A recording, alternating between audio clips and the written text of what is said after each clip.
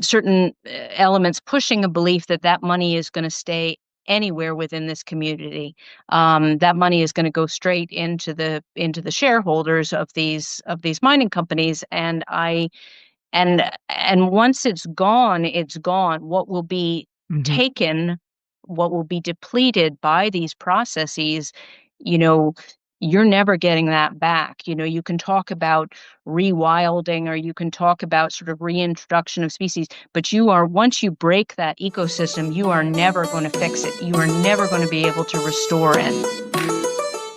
Welcome to the Save Our Sperrins campaign, Voices from the Frontline. I'm Morella Fife, your host and a member of the Save Our Sperrins team. At the heart of this struggle are the voices of local people, farmers, families and young campaigners whose homes, work and families are rooted in this place. Their voices are joined by supporters from across the world, standing in solidarity, from professors to artists, from those offering vast expertise to those whose presence alone is an act of support. All have stood with us. In this series, we share stories of resistance, resilience, and hopes from those determined to protect these mountains, their land, their rivers, the very air they breathe, and their community. Let's get started.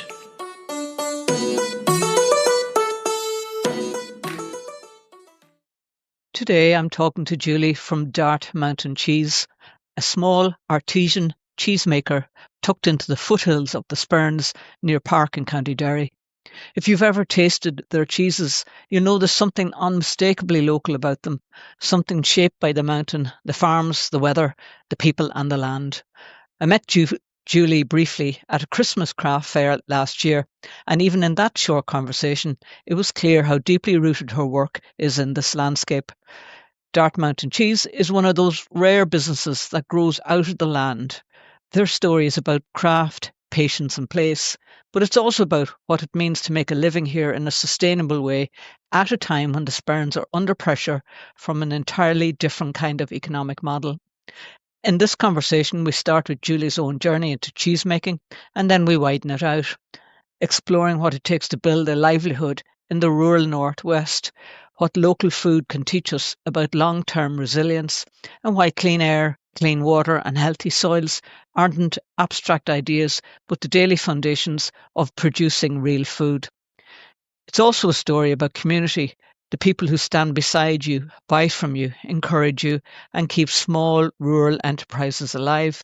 So settle in and join me for this gentle, honest chat with Julie from Dart Mountain Cheese. Julie, welcome to the podcast and thank you for being here today. I wonder, could you start by describing where you are today and then a little bit about yourself before you started cheesemaking? Yeah, I'm over here in Park, just outside of Park Village. And this is where we live, and this is where our company, Dart Mountain Cheese, is based. So we're sort of in the Sperrins, and as I say, just outside the village of Park. That gives me a kind of a sense of who you are, but I need to ask you a little bit more about your family. Have you a partner or have you children or where are you? Yeah, I have my husband Kevin, who's my partner in this life and my partner in this business. He does the all of the business end of the business while I do all the cheese making, and that seems to work well, or it has for the last since we started the business about 15 years ago. As I say, he handles the business, I handle all the production, and as long as everybody stays in their lane, that seems to work out quite nicely. We have 4 children, just one left at home, and the other three have up and flown the nest at this point. We moved to Park about 20 years ago, and have happily been here ever since. And I'm guessing by your accent, you're probably not native to these parts. No, it's a kind of a funny feeling because I've tipped over that I've spent more time in Ireland than I did in the United States. I was born and reared just outside of Boston, about 15 miles west of Boston, in a small suburban town. And I first came to Ireland, I would say, in the maybe late 80s, maybe 1990. And initially I came on I was at university in New York City, and you were able to do a year abroad at a foreign university to kind of enhance your studies, which I did. And I ended up at Queen's University in Belfast studying politics. That's also where I met Kevin, my husband. And then I went back to graduate in New York and worked for a while in Washington and various other places, and then eventually came back to Ireland to settle here. Okay, that gives us a good sense now of who you are. Um, how did the cheese making find you, or how did you find it? And what were those early beginnings like? The cheese making, we found each other. I had always worked in, like many teens of my youth, we all started our first jobs, babysitting local kids or in restaurants or dishwashing or whatever. So I had always worked in hotels and restaurants from I was quite young. I spent a summer working as a cook on a cattle ranch out in Wyoming in the western part of the United States. So I sort of food service was always something I had done. And then in the late 90s, Kevin and I had a restaurant in Dairy City for a couple of years. And one of the things that we noticed, in sort of the southern part of Ireland, there are tons of sort of small artisanal cheesemakers and, world-class cheeses. But up here in the north, there didn't seem to be as much of a tradition of small cheese making. There was more sort of industrial block cheddars, and we wondered whether there was a sort of an opening in the market there. Kevin had worked as well as he ran an organic farmers cooperative over by Killaloe, and that sort of gave him an introduction to sort of local makers, producers, farmers, in this area. So when we closed the restaurant, we sold the restaurant on, and we decided that we wanted to get into food production. Food production has always been my interest. And we saw cheese as that there might be an opening there. One of the first times I made cheese, I was out with my brother and his wife out in the western part of the United States, and we milked their goats, we made the cheese, and I was just absolutely hooked the first time I made cheese, just sort of the amazing alchemy of turning liquid to solid, and it just stuck. Oh, wow. It's always fascinating to hear how things start. When was the moment it became real? Uh, yeah, that moment may not have happened yet. You're still kind of, even though we've been doing it for 15 years, you do still feel like you're kind of nurturing a business and thinking about how to make it grow, how to keep on doing what you enjoy doing. But we originally came out to this area just for pure logistics because we needed space. Cheese production takes a lot of space. It takes a lot of equipment, both in the manufacture of cheese and also in the aging. And so we were looking for physical space, preferably near to a home, to a dwelling, so we could live and work in the one area. And this house presented itself. I was actually in the United States when Kevin found this house, and he first took his mother. Kevin is from Dairy City, and he first took his mother out to see it, and after driving the whatever 15 or 17 or whatever miles out to park from Dairy City, she said, "Well, you might as well move to America for going out this far." So, but move we did, and now I think everybody thinks of it as just a short hop down the highway. So. Yeah, seems like a good move for you. So once the seed was planted, the place itself clearly played a role. Let's explore that a little bit. Um, what was it about the Sperrins that made this the place to root your work and your life? Well, initially, to be honest, as I said, it was just about finding a physical space where it was possible to bring, to kind of begin production. I was completely unaware of the Sperrins. I had lived in Derry, I had lived in various parts of Donegal, back in Derry again. We went back to New York for a while, back to Donegal, back to Derry, and sort of around and round and round we went. And I had no idea that the Sperrins were here until I moved here. So but I do remember that the first time, he took me to see this place, and I drove up the road to it, and I said, "Well, I said to him, I said, I don't really care what the house looks like. I just looked around at what was there, and just this incredible, natural beauty, which really, to this day still amazes me. So I was hooked. I was an instant convert when I moved to the Sperrins. And I don't blame you. I live here at the edge of the Sperrins, here at the bottom of Mullicarn, Yeah. and same thing. Once you know what it's like, you wouldn't really live anywhere else. Yes. And for listeners who might have not yet tasted your cheese, let's give them a picture of your craft. Can you describe what it is you do day to day? Day to day, there's always something to be doing, whether you're making or whether you're aging or whether you're packaging. Since it's just the two of us running the business, we wear many hats, and sort of there's always something to be turning your hand to. But as it stands, I create a range of about 8 cheeses, some cow, some goat, different styles, washed rind, hard. Fresh cheeses, blue cheeses, so we create a range of cheeses here, and I do a range of chutneys and other condiments that go along with the cheeses. And did you have to go to cheese college, or like is it just trial and error? How did you build your knowledge? It's kind of a mix. It's a mix of cheese college and trial and error. Sometimes more trial, sometimes more error. I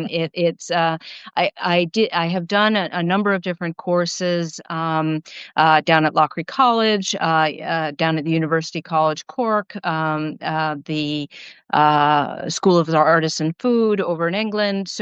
But I found that the best way to learn was by doing. And courses are fantastic, but you have to almost kind of blunder around on your own first, because you need to know what mistakes you're going to make, what obstacles you're going to run up against. And so it's only when you sort of get the measure of those can you then go to a course and go to a professional or an instructor and say, look, I'm having trouble with this and this, could you tell me why this is, what would I need to, so I think you have to have a period of learning by doing, and then you build on it with consulting professionals, consulting other cheesemakers, consulting, I've read every cheese book going, and there's still tons and tons to learn. So it's been a multi-pronged education. Have you had many sort of failures? I don't know, do you call them batches, or I don't know, runs, or, have you had a situation where you've had to tip the whole lot because something went completely AWOL on you, or Yeah, absolutely. And anyone who says they haven't had those mistakes is lying, because they are part and parcel of that education. And the great thing about making sort of giant mistakes is you never make them again. Hmm, I The imagine. the time I left, I cut the cheese curd, to begin the process of cheese making, and I left the big thermometer out of the cheese vat, while I was cutting, and then I failed to put it back in, so the cheese felt like it was getting a little chilly and started heating and heating and heating and heating. Yeah, that whole Mm, batch had to go. But I've never done that, in the again. 15 years since. Yeah, there were other things. The time I decided, because we're all just kind of, no cheesemakers are doing anything sort of truly new. We're all just, excuse the pun, reinventing the wheel. But Yeah. so I thought, I would try, in the style of one of my favorite cheeses that's made in the United States. I thought I would try washing the wheels of my blue cheese in a apple brandy, just to give Uh-huh. a distinctive taste. And it was a fantastic taste, but it turned the wheels. bright, luminous pink. So that was another delicious, but not commercially viable. So Oh, oh. Are mistakes expensive? mistakes are expensive, and I'm very good at sort of continuing to beat myself up over X, Y, or Z where I have failed to do whatever. So, but as I say, they really, big mistakes stick in your head, and all you can do is learn from them and keep on keeping on. Tend not to repeat them, You preferably. do not. No, no. Once is enough. Once is more than enough. And do you have a preference for making a particular type of cheese, say a hard cheese or a soft cheese? You have your own personal preference for the actual process as opposed for tasting it or eating it? It depends, and I think that's probably why I make, usually with cheesemakers, you might concentrate on one style or one individual cheese, and I've found myself making a range of eight, and I think it's because possibly I have a short attention span, but also because I love the different processes. I love the fact that with one ingredient and a couple of additions of salt and bacterial cultures, but you're dealing with one main ingredient of milk, and you can turn it into, there are unlimited varieties of cheese that can be made by sort of tweaking a certain detail, a way that it's made, the degree to which the milk is heated, how it's aged. It sort of offers endless possibilities, and for me, endless interest in the process. That's fascinating. Which brings me, well, actually, there's another question I want to ask you in between. Have you good sort of cheese making community network around you, or do you tend to be sort of solo operator? I tend to be sort of a solo operator, and I think as I've gotten older, I become sort of more hermit-like and solitary, and and the cheese definitely lends itself to that. I can spend days out there without seeing another living soul, bar the people I live with, and whether that's good or bad for me, I don't know, but it has been a little bit sort of uncharted territory because there wasn't that tradition up here of other small makers. But before we started, there was a couple who were wrapping up their cheese operation up on the North Coast, and they were incredibly generous with their time and their insight and the knowledge they had gleaned from their experience in sort of sharing, the ups and downs. So there is that.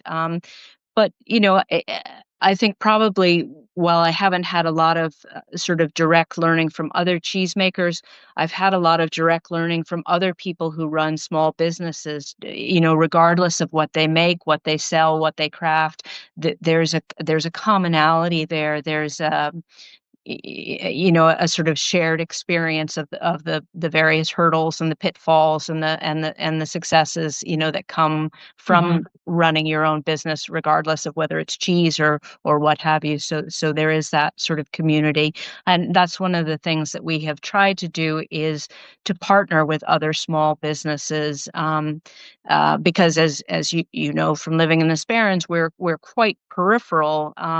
Hmm. And nobody's going to trek all the way out here to see one cheesemaker. But if you can create a kind of a craft or food trail, and a number of crafters, producers, makers, what have you, it can be very useful. Okay. And coming to the product itself and its one main ingredient, milk. Where do you source your milk from? With the likes of the goat's milk we get from, it's about 4 miles down the road from a place called Craigman Goat Farm, and they approached us a number of years ago. I think they were mainly in sheep farming, but they said that they were gonna expand to goats and would be interested in taking the milk, and that has grown from there, and they've been really really great to work with. So it's all goat's cheese you make. No, and we do cow as well, and that we just get from Strathroy over in Oma. Oh yeah. Okay. And I suppose this brings us to the heart of it, the land itself and everything it gives you. Um, when you think about what makes good cheese possible, clean air, clean water, healthy soil, the seasons and the farms around you. How do all these elements come together in the actual making of your cheese? Well, you can't make good cheese out of bad milk, and you can't get good milk out of animals who, don't have a quality of life, who don't have what they need in terms of clean water, decent forage, things like that. I look at the mistakes that in my own country, in the United States, these sort of massive feedlots, Yeah. with thousands and thousands of cattle with not a blade of grass between them, and I look at the sort of the demise in the United States of small family farms. The numbers have plummeted in the last 50 or 60 years, to make way for these massive operations. And I, I I have been very privileged to look around me, both with the fellows who provide us with this goat's milk, and to just other farmers working the area, that is not the model they follow. They follow a model that relies on green pasture, on good, safe water, and a sort of an attention to detail, and attention and focus on the animal, which is what you're relying on to get these byproducts. So So local food for local people would be at the core of really what you're up to here. we would 100%, and sort of small production is the area that interests me, and which I think makes for a better product. One of the nicest things that anyone has ever said about my cheese, which I remember, to this day, it was at a farmer's market we were doing, and it was an older gentleman I was speaking to, and he said, he tasted my cheese, and he said, "This is how cheese used to taste." And I thought that was really, Interesting. a good sign. I think we've kind of lost sight of what things are supposed to taste like, and we've lost sight of seasonality, and we've lost sight of, we want what we want 12 months of the year. And I'm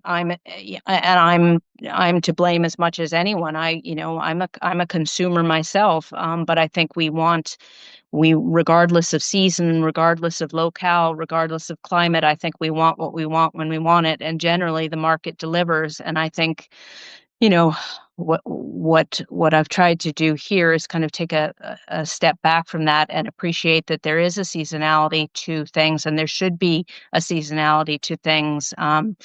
We'll taper off the goat production in about a week or so, as the guys dry the goats off for the new kidding season, and we'll not get the milk from them again until late February or March. So there are certain cheeses that I make that won't be available in that time, and I think that's okay, and it's as it should be. Just come back there to the process of are there some cheeses that store for longer than others of your own cheeses? Like, Oh yeah, there's a cheese that I make that's ready to eat in a couple of days, and then there's cheeses I have in there that are 15 months old. So it depends on the process. If you want, you will treat the milk and the cheese curd in a different way if you're making a fresh cheese as opposed to making a long aged cheese. The cheese making is sort of done and dusted, in a day, but the sort of more in-depth work happens with how you age the cheese on, and the conditions which you age it on, because there are cheeses that will, sit in my storeroom for the next 5 months, 12 months, 18 months, what have you, until that they're ready to go. It's one of the things that when I first moved here, I have to tell you, if you didn't know, your weather is terrible. It's truly shocking, but it's absolutely perfect for cheese making. It's all sort of, high relative humidity, sort of fairly moderate temperatures, and it really is, it's absolutely perfect for cheese making. So, yeah, there's a real difference, from a cheese you can eat hours after it's made to a cheese that you're not going to crack into for, a year, 15 months, 18 months, what have you.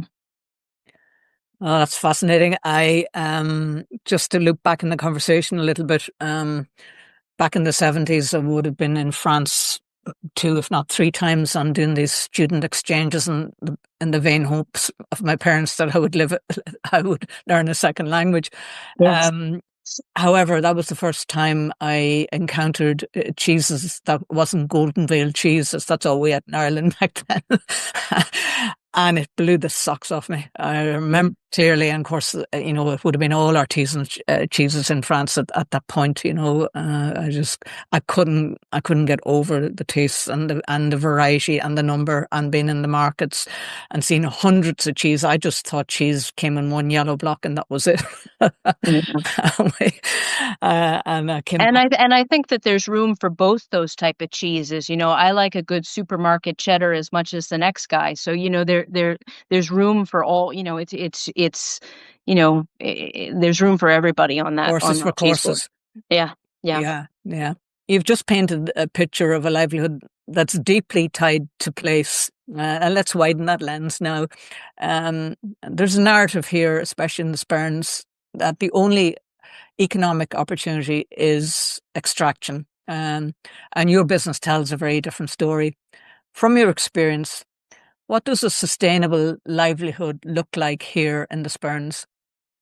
Yeah, I mean, I can't speak to the geomorphology of this land or sort of the sort of all of the environmental impacts of this land. But what I can speak to, which is what I know and what I have always been involved with, is tourism, especially food tourism. And what I see in this extraction model that is being peddled as if it's going to be great for the area is certain elements pushing a belief that that money is going to stay anywhere within this community. That money is going to go straight into the shareholders of these mining companies, and once it's gone, it's gone. Hmm. Taken, what will be depleted by these processes, you know, you're never getting that back. You can talk about rewilding, or you can talk about sort of reintroduction of species, but once you break that ecosystem, you are never going to fix it. You are never going to be able to restore it. And the thing that I don't really understand also with this model of extraction as the only means of profit, um, is it's not renewable. What it leaves in its wake is devastating for the communities that are left behind, and the ecosystem that is left behind. But I also, the one of the many things that this country has going for it is tourism.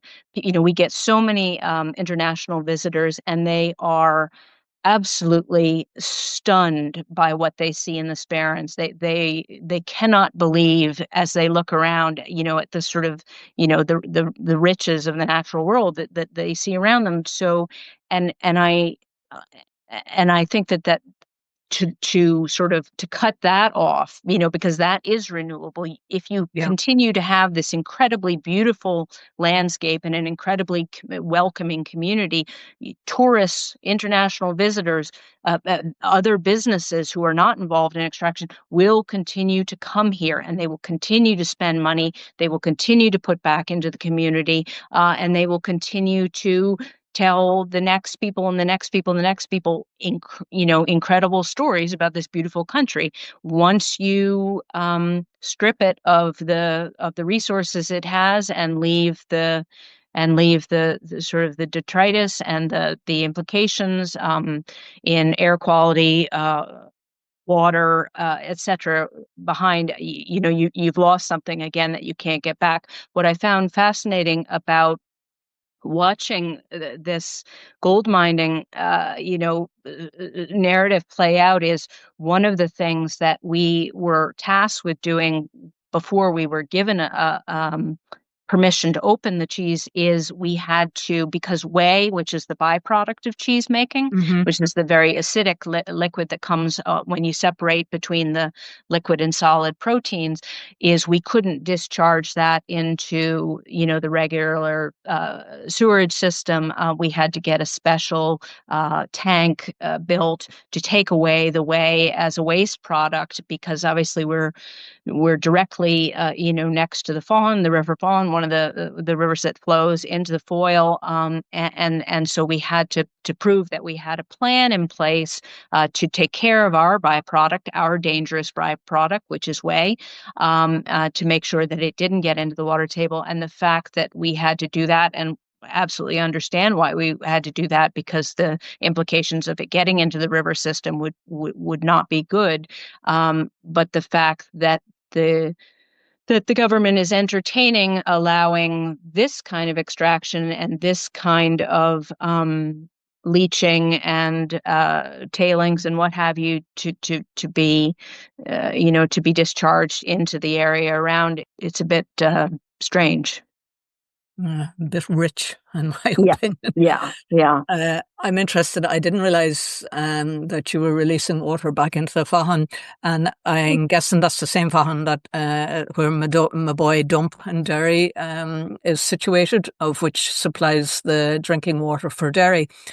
Um, and here you are as a small producer, possibly with quite crippling financial implications to organise that you can return the water back to the river unpolluted, and yet these major companies, all the illicit dumping that was going on in my boy dump, and also these extractive companies now, which will eventually feed into the Foyle River system and out into Lough Foyle, and even and if there is a collapse in the waste mining, waste tailings dumps, the implications, will spread 60, 50 or 60 kilometres out into the surrounding watershed.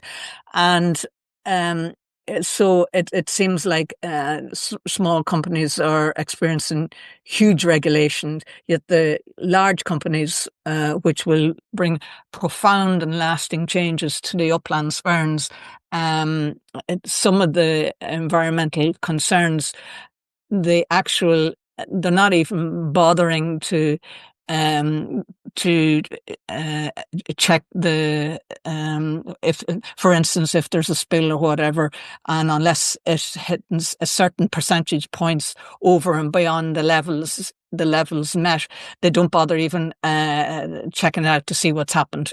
So if there was uh, a percentage put on it, okay, you're allowed 60% into water, and they go to 3 or 4 or 5 points above that, they don't even bother checking. And then what's the point in setting boundaries for these companies if they're not even going to implement them? So sorry, that's a long spiel on top of. No, and I think also it's kind of a case of closing the door after closing the barn door after the horse is bolted, because by the time you realize that there's been a discharge of effluents or what have you, Uh-huh. it's too late. You Gone. can't you can't undo that. Yeah. Yeah.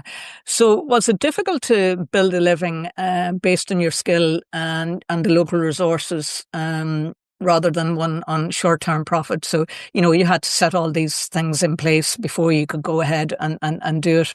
Um, I'm obviously not going to ask you about your balance sheet, but, at what point did you say, yeah, this is a business, sorted.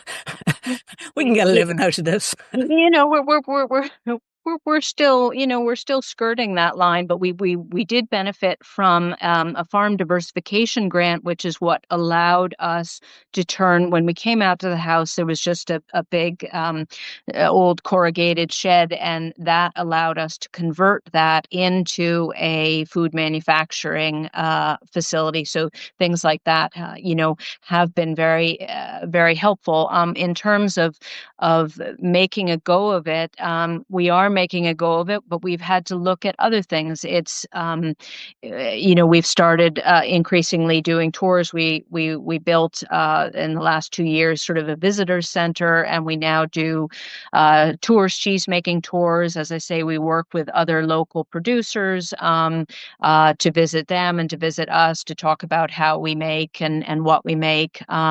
So you're always looking to kind of, well, where else can I sort of expand this to kind of draw in more revenue? And again, that's where my better half, Kevin, who's the business head behind the operation, has been, incredibly great at sort of seeking out a customer base, getting involved with other producers, sort of working on this. When we ever go places, to on vacation or whatever, it's one of the things that we're always interested in doing. We like to go and, well, what do you make here? How do you make it? How long have you been making it? What, and it's the kind of thing we are interested in ourselves. And lucky for us, it seems to be increasingly the type of tourism that other people are interested in. And again, I really think that tourism here is a limitless resource, and it really fits in with a model of long-term thinking of how this country, these producers, individuals can continue to be profitable and to make a go of it. If people are still interested in coming here to see, all the richness that this place, that the Sperrins, etc., has to offer. If you were speaking to someone with a dream of starting a rural business, food, craft, tourism, anything really, what would you say to them about what is possible here?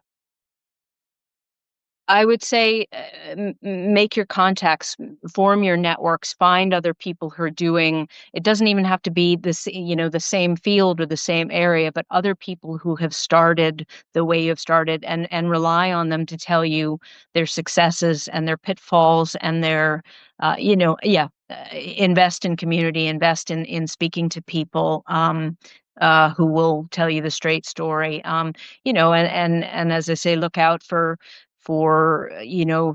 we've again been fortunate to get a few sort of innovation vouchers, one at the Lockery, the Food Technology Center down there, and one more recently at the Foodivation Center in Derry, to see what resources are out there for product development. There are a lot of good schemes that help small businesses. And so I would advise that as well. If your purity of the water were compromised in the Sperrins, would that be a risk for you? Oh, I would think it would be a risk for all of us, as households, as businesses, as anything. You would second guess every breath of air. You would second guess, like my kids, when we moved out here, they spend most of their time hurling themselves into the pond, and I didn't give it a second thought. They dived into the river and splashed around, and it didn't occur to me, but the more you think about sort of this uh, this desire to kind of double down on extraction in this area, the more you would think about every breath, every mouthful of water. Obviously, what's in the soil is in the grass, is in the animals, is in the milk, is in you. Hmm. And it's a pretty short, in terms of taint and pollution and contamination. It's a pretty short leap, from extraction to ill health. And that's another, that's another thing that I wonder about. I mean, I'm not, I have no business sort of pondering the ways and means of government, but I wonder if our elected representatives think, boy, this is going to take a health toll on our population too, if our water isn't clean, if our air isn't clean. Somebody's got to pay for that. Mm. So Yeah, it often makes me wonder, does nobody in government have any children or any generations coming behind them? Because there yeah, seems to be very short-term thinking, yeah. something in line with to the length of the next election and about the politics of power and money, as opposed to well-being and health and the needs of the population. But I do think that this is becoming more and more apparent in the world, and that many people are beginning to stand up and say, actually, this far no further, you don't represent the people on the ground, and there's change coming, and we may not like change in the way it arrives, but it feels like that the people are beginning to speak and take back the power back into the local communities. Yeah. And I think the government is very well aware of this, and particularly those who pull the power strings and hold the purse strings, and they would prefer to keep us all in the dark, and the money to keep rolling in. But in actual fact, there's more transparency, really, probably because of social media for all its ills. But more and more people are beginning to become aware. No, this is not for us, Yes. and the change comes from the ground up, and I do feel there's change coming. Hopefully, it arrives quick enough for us to, particularly in relation to the climate conversation, or the climate emergency, as I call it, because it's not climate change. We're in a climate emergency, and Yes. it frightens. It frightens me for my children, my grandchildren, and we're in very short term now. We've got maybe 5 years left, 3 years left to do something about it, and then we're into a runaway climate, temperatures going through the roof and so on. But I'm sure you know all of this, Julie. And Yeah, and I was listening to your conversation with Annie Mullen there, and she hit the nail on the head with, with her point that we're just custodians of this space, of this earth, where we have to keep it and guard it, and then pass it along, and uh-huh. leave it no worse off than when we found it, and hopefully better. Yeah, and that's so very true. We are the guardians of it, and we have to look after it. Just moving on a little bit.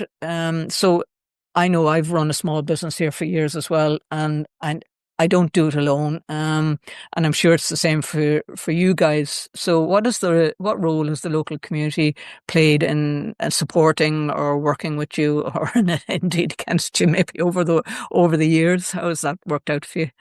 No, it's worked great. I mean, that, the sense of community that we have here is in Park is really fantastic. I mean, we have lived here for 20 years, and I know that, should there be any, my children's children will probably still be seen as blow-ins. But Mm. as blow-ins, we've had an incredibly great reception. People seem, curious about what we're doing. They seem engaged with what we're doing.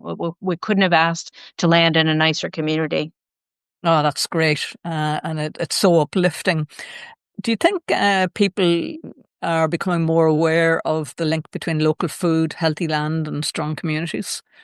I think people are, but again, I think we all crave, you know, fresh strawberries in mid-February, and so it's sort of reminding ourselves that that the world, that nature has its own clock, and we should pay attention to it, and its own calendar, and we should pay attention to it. And I'm not saying that as a means of sort of going backward, but I do think people are more interested in the link, and I think a lot of people just maybe haven't thought about it because they haven't thought about it. The more people we get coming on, we do a lot of visits with community groups and education, things like that, and people come out, and after I give my song and dance about how cheese is made, they're like, I have no idea that this was involved or that was involved. And anytime I visited other producers, I'm always fascinated. Who knew that this was made by this, and I think people are very curious about where things come from. I think we've been very lucky with local hotels and restaurants and chefs, and small business owner shops and things that sell our produce. That people are interested in provenance, and that chefs are more likely these days to sort of name check small businesses on their menus, and are proud to say that we get our this, that, and the other, from 2 miles down the road, 10 miles down the road, what have you. And I think it goes back to, they always speak about, when you think about sort of wine production, people always speak about terroir, which is, what what the individual wines or what get from the land, from the specifics of the land, from the minerality in the soil or the air or the Yeah. climate, what have you. And I think terroir can be applied to so many food types. And I think Hmm. terroir is incredibly important in the Sperrins because what we have here is incredibly individual. It's it, it, it it's the best of all worlds, and it should shine through in what we produce here, and hopefully it does shine through, and hopefully people will continue to seek that type of thing out. Oh, that's great. Um, Looking further ahead now, let's talk about the future. What kind of sperms would you love to see for your family or for future generations to inherit? I would like to see exactly the one we have right now, or maybe one from a few decades ago. And again, when I think about progress and is not always sort of more or better or what have you. Progress is realizing that what you have right now is pretty great. And progress is knowing not only that it's pretty great, but that you'd better preserve it before it's gone. So that to me is progress. When I was a child, we were fortunate enough to go up on vacation up to the northern part of Maine, up in the far northeast of the United States, and we went to the same place every year. We packed all dogs, kids, sleeping bags, bug spray, Hmm. camping gear into the station wagon. We drove 8 hours up to the just below the Canadian border, and we roamed the forests and explored the tide pools and what have you. And that was, in the early 70s. Hmm. And I went back about 4 years ago to scatter my father's ashes because that's where he wanted to go. And it was exactly the same as it was 40, 50 years ago. And I thought, well, that's progress. That's perfect. Yeah. Um, Sometimes I think about this and I think about things that I would have seen in my youth, which my children have never seen. One of them being grasshoppers. I, as a child, I remember we used to catch them and put them into jam jars, and you stroke the back of a grasshopper and it jumps. But in all my years here in Tyrone, I've never seen a grasshopper. Mm, And they have died out for some reason. I don't know why that is, but particularly around here. And so we set different baselines. So that's the baselines that I would have grown up with, but previous to that, my parents and my grandparents would have had a different baseline. They would have known, much more diversity and a much yeah. richer ecology. And then going forward, I look at my children and my grandchildren, and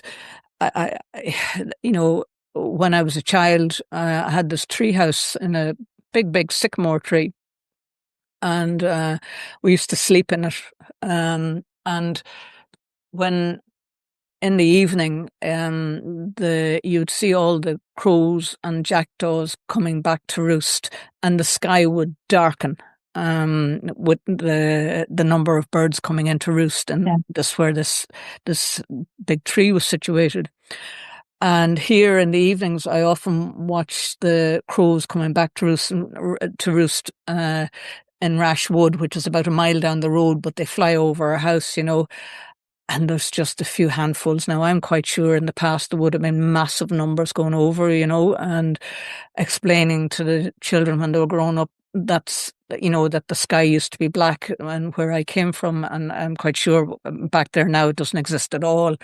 And there's a kind of a sadness in me because where the baseline keeps changing and our children don't know. They think this is good, this is green, this is good, this is nice, and there's so much already being lost, And then over the last and since the 70s, I think we've lost 75% more of our species in the world, Mm, and we don't see it because we inherit a different. Each generation inherits a different baseline, and that's frightening. So even if we had the Sperrins as it is going forward, that would be a win. But I personally believe we have to go back and build up the ecology of the sperms as well, to make them more robust. Anyways. Yeah, you can't have those parameters shrinking year on year, generation to generation. And you only know what you know. So, if something's gone before you get here or as you're coming into consciousness, you won't know. It'll still be nice, but you won't Precisely. know what you've missed.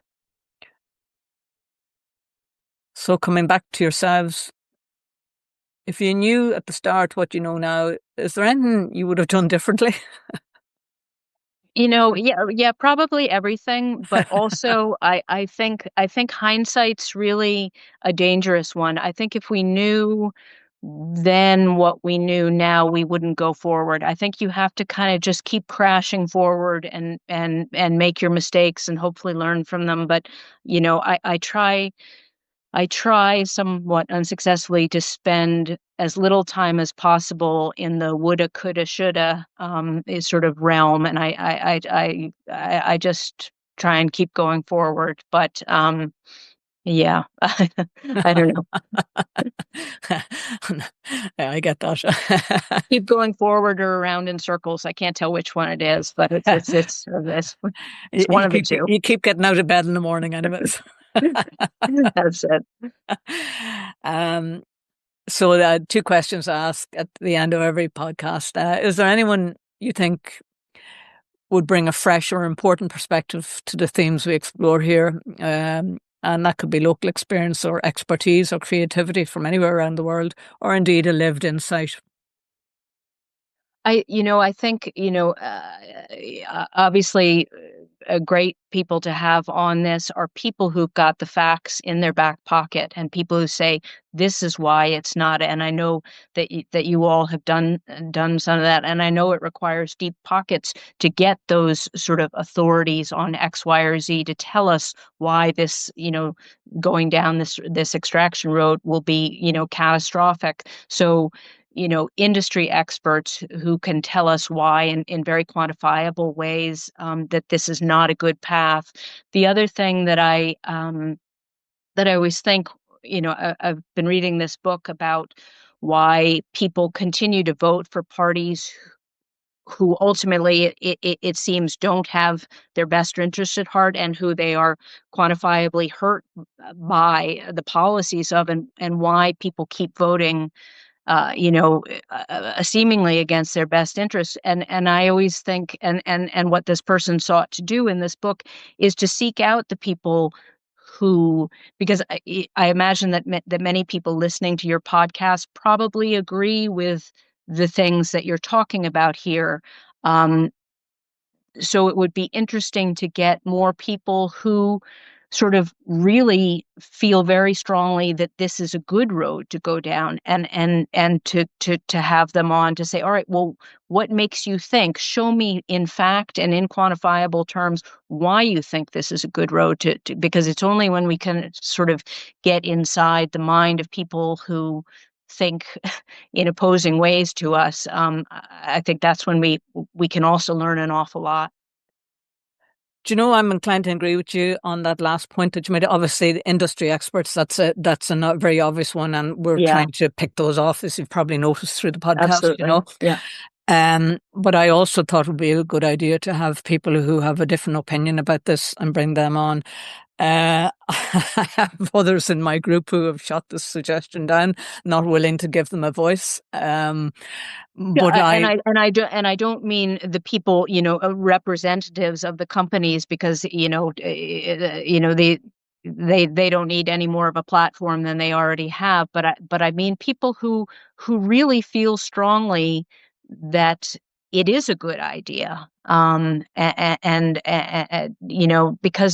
as I said, it's only when you kind of have people really, really, because we all believe what we believe, and I believe very strongly what I believe, so you must be wrong. So I need to see why you think you're right, and somewhere between, between those 2 points, it is an awfully good debate, and it would be interesting.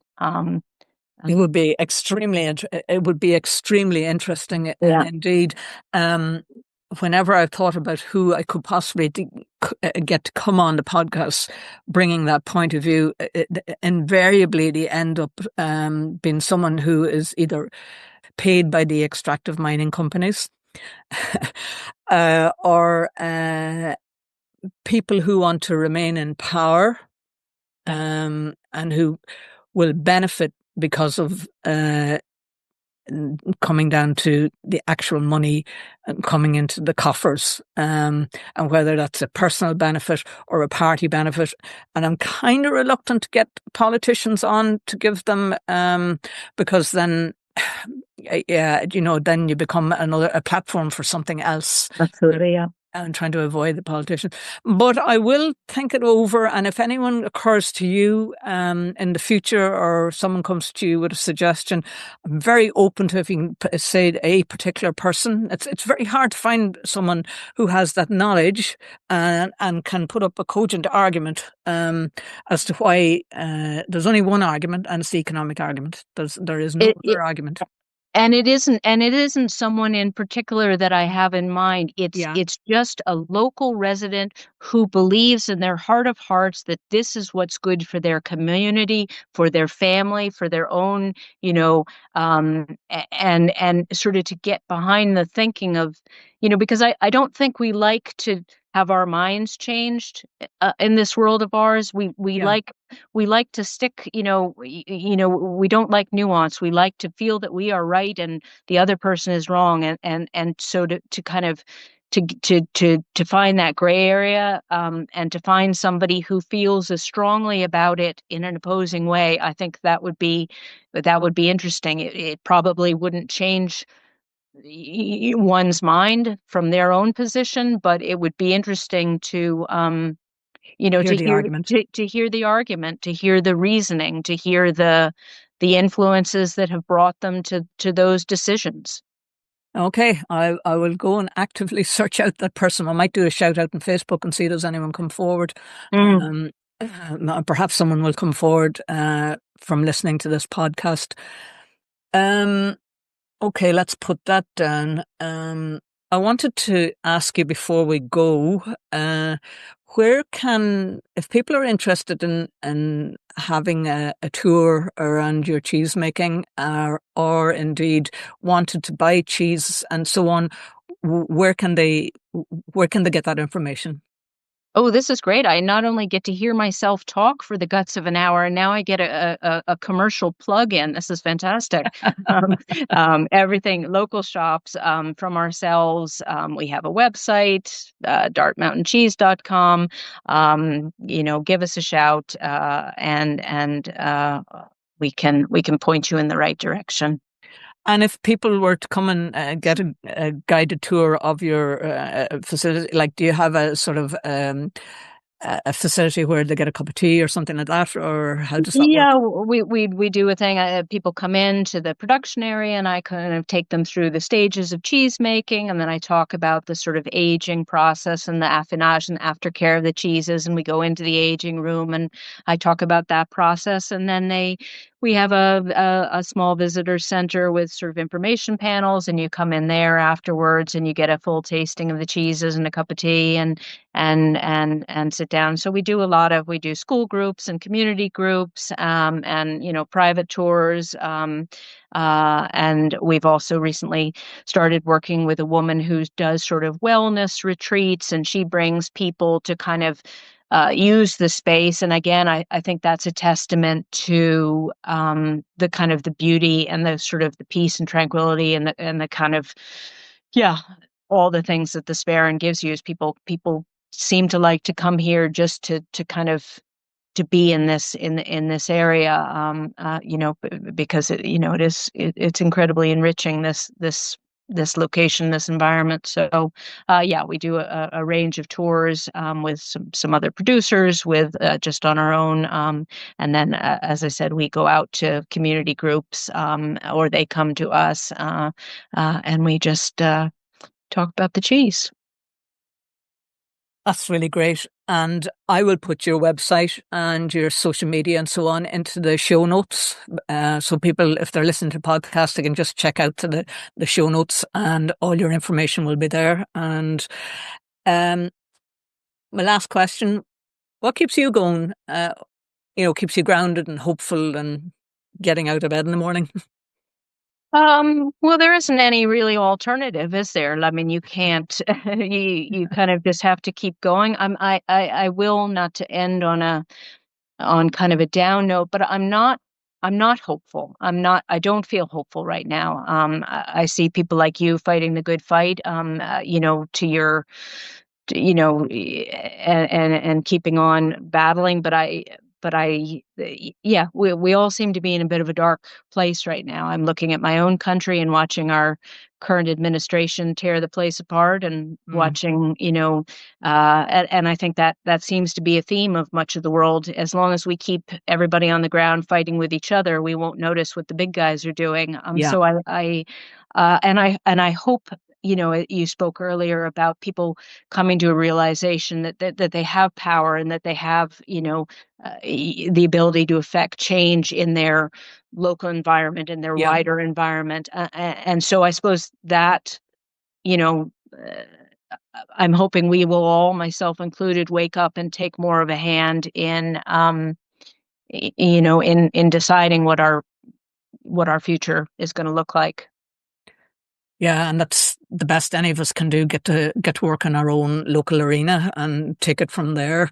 That's the Yeah, a hope can be a pretty pointless exercise, but getting up to stuff in the world, even just what you're doing, making cheeses, local cheeses for local people, producing decent food, that's massive in itself. It's not massive, but it makes up part of a framework that it's a small bit in the framework. It's not life-changing work, but it's good work. I enjoy it, and hopefully other people enjoy it too. And it's one small part of a community, everyone working at their own thing, and hopefully continuing to feel that sense of community. Julie, thank you so much for this conversation, Thank you. for sharing your story with us. It's been a real pleasure. You might call it food for the soul. Do that. Thank you very much. I appreciate this. That was such a fascinating conversation with Julie from Dart Mountain Cheese. I loved hearing not only about the craft of cheesemaking itself, but also about what it really takes to build a sustainable way of making a living here in the Sperrin Mountains. They've shown so clearly how food production, artisanal skills, and added value can form the backbone of a rural economy that actually works for people and place.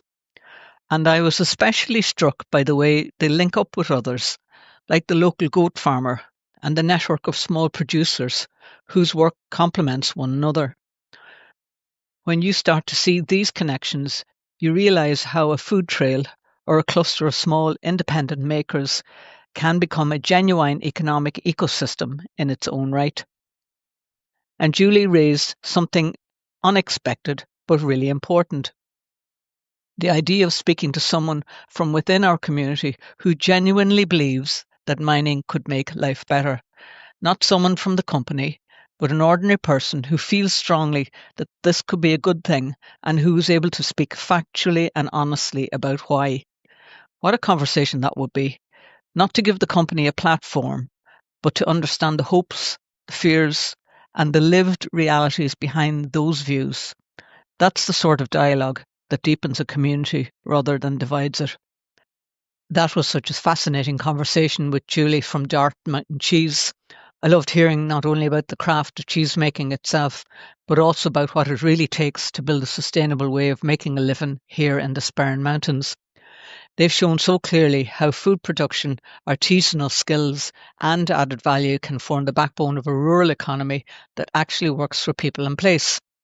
And I was especially struck by the way they link up with others, like the local goat farmer and the network of small producers whose work complements one another. When you start to see these connections, you realize how a food trail or a cluster of small independent makers can become a genuine economic ecosystem in its own right. And Julie raised something unexpected, but really important. The idea of speaking to someone from within our community who genuinely believes that mining could make life better. Not someone from the company, but an ordinary person who feels strongly that this could be a good thing and who is able to speak factually and honestly about it.